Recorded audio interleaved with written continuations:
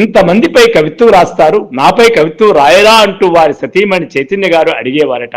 కానీ తను వేరెవరో అనిపించుకోకపోవడంతో అలా కవిత్వం లాంటిది ఏదైనా రాయాలని అనిపించలేదట. కానీ మొదటిసారి ఆమె తన పెద్ద కూతురు కాన్పు కోసం బెంగళూరు వెళ్ళినప్పుడు రంగనాథ్ గారు సతీమణి లేకుండా ఒంటరిగా గడపవలసి వచ్చిందట. ఆ సమయంలో ఆమె లేని లోటు తన జీవితంలో ఎలా ఉందో ఒక ఉత్తరంలో రాసిన ఆ ప్రేమలేఖ తాతయ్య ప్రేమలేఖగా సాహిత్యంలో నిలిచిపోతుంది.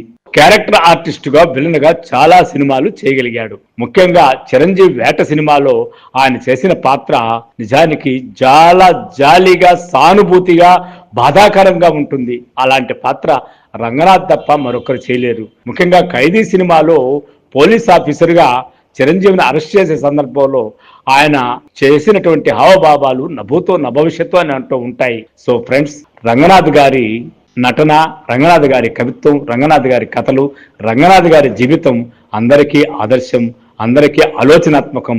సో ఫ్రెండ్స్, నా కథనం కానీ మీకు నచ్చినట్లయితే సబ్స్క్రైబ్ చేయండి, లైక్ చేయండి, షేర్ చేయండి. Thank you. I am Vishwanath.